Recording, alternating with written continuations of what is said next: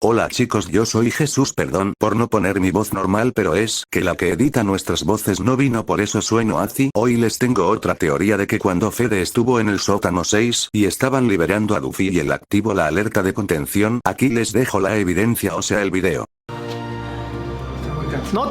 No te muevas, quédate ahí. Tranquilo, Estoy muy cansado, estoy muy cansado.